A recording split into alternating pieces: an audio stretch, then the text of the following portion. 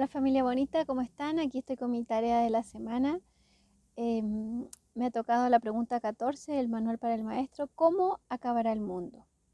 Nos dice, nos hace una pregunta. ¿Puede realmente tener fin lo que no tiene principio?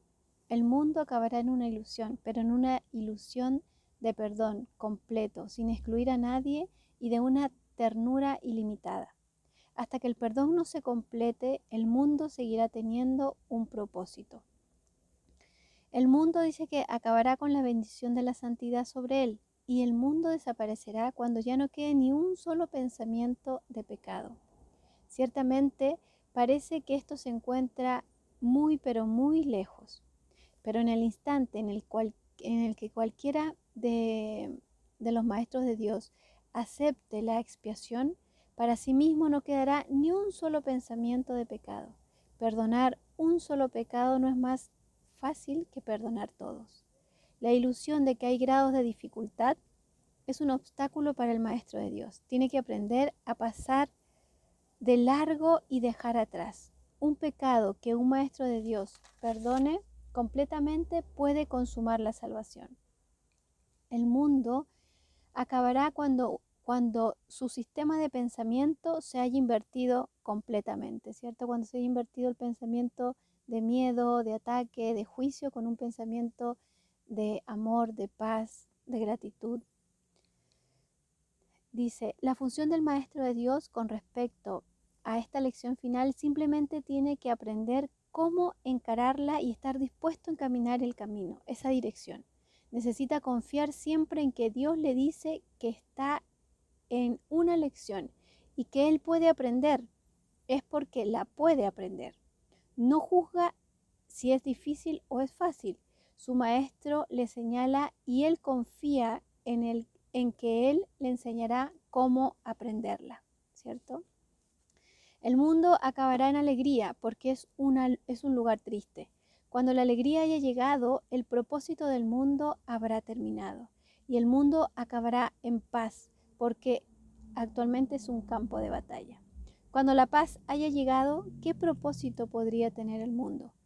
Convertir, dice, el infierno en cielo es la función de los maestros de Dios. Y ahora nos invita a sentarnos por un momento con la verdadera humildad y darnos cuenta de que podemos hacer todo lo que Dios desea que hagamos.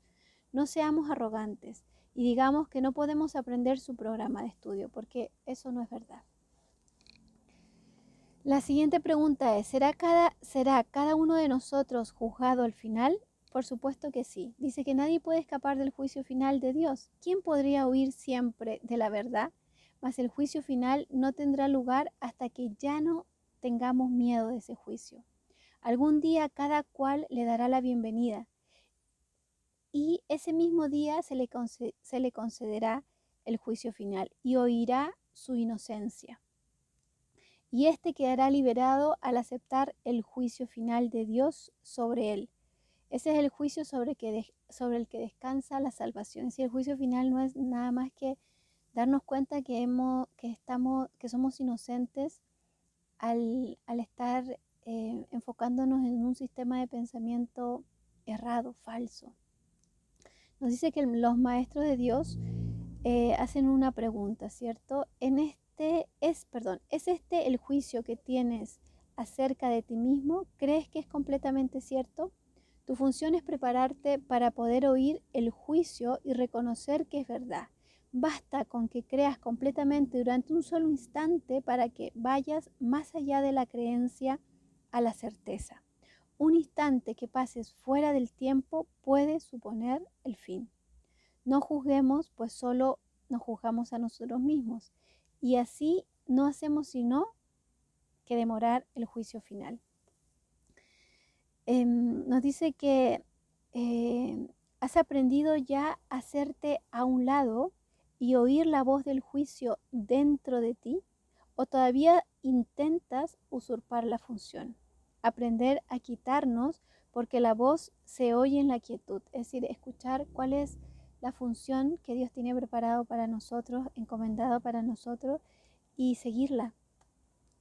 Dice, tú que a veces estás triste y a veces enfadado, tú que a veces sientes que no te dan lo que corresponde, que tus mejores esfuerzos se topan con la falta de aprecio e incluso el desprecio, abandona esos pensamientos tan necios. El juicio de Dios nos espera para liberarnos.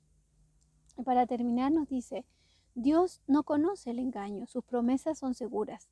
Recuerda solo eso, sus promesas garantizan su juicio y solo este será aceptado al final.